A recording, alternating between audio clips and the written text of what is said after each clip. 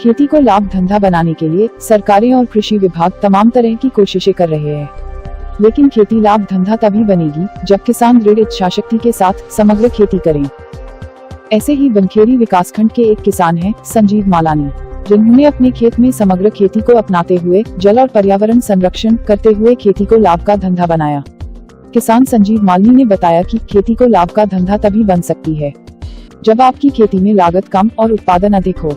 अधिक पैदावार के लिए मिट्टी की उर्वरक क्षमता, फसल की सिंचाई के लिए पर्याप्त मात्रा में पानी सबसे मुख्य है, जिसके लिए किसान ने बताया कि वह अपने खेतों में कभी भी आग लगाकर निर्वाई नहीं जलाते हैं, बल्कि फसल को काटने के बाद बची निर्वाई को शेड चलाकर खाद बना लेते हैं, जिससे खेत की मिट्टी की उर्वरक क्षमता बढ़ती है और फसल के मित्र कीट भी नहीं मरते हैं, जिससे उत्पादन अच्छा होता है। वहीं बारिश के पानी का स्टोरेज करने के लिए किसान ने अपने खेत में तालाब का निर्माण कर रखा है, जिससे कि वाटर रिचार्ज हो सके। किसान ने अपने सभी खेतों का ढाल ट्रैक्टर और जेसीबी मशीन की मदद से ऐसा करवाया कि बारिश का पानी उनके खेतों में से बहते हुए तालाब में आ सके, जिससे भूमिगत जल का स्तर अच्छा रहे। पर्यावरण संरक्षण के लिए किसान ने 1000 से भी अधिक सागौन के पेड़ लगा रखे। वहीं गौ पालन करते हुए डेयरी फार्म से अतिरिक्त आय प्राप्त कर रहे हैं। जब हमारी टीम ने किसान के खेत का दौरा किया तो हमारी आंखों के सामने एक अलग ही नजारा था। हमारी टीम को एक ही खेत में 2 अलग अलग फसल एक साथ देखने को मिली।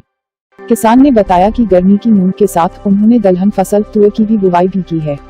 मूंग और तुअर के बीच की दूरी 6 फीट है।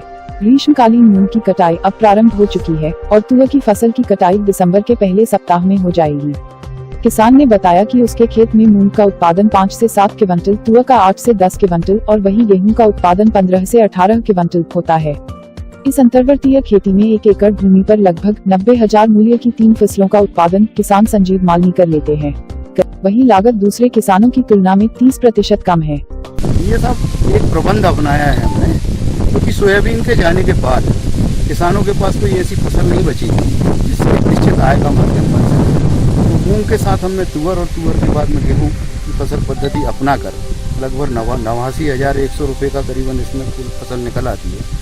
इससे मृदा संरक्षण होता है, जल संरक्षण होता है, पर्यावरण का संरक्षण होता है, नमी का संरक्षण होता है और फसल चक्र बनता है।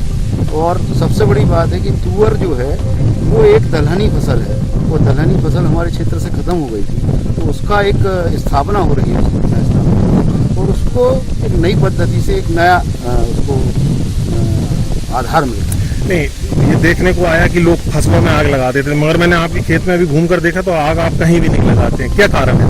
हम लोग इसका कारण ये है कि फसल अवशेष से खेत में आच्छादन करते हैं जी, बिना बकरे खेत में, जिसको जीरो टिलेज पद्धति कहते हैं। जिस पद्धति से हम लोग काम करते हैं, हमने हमारे यहाँ ही हमारी घर की सीडर में को ही इनोवेशन करके और जीरो टिलेज बनाया बहुत कम लागत में, और उस सीडर से ही हम बिना बकरे श्रेडर से गेहूं की फसल काटने के बाद श्रेडर से इसको सीडर से बोनी कर देते हैं। पर्यावरण संरक्षण के हिसाब से आपने कई जगह पेड़ पौधे भी लगाए। जी हाँ। ये प्रयास ये मन में विचार कैसे आया कि हमें पर्यावरण को सुधारने के लिए वृक्षारोपण करना?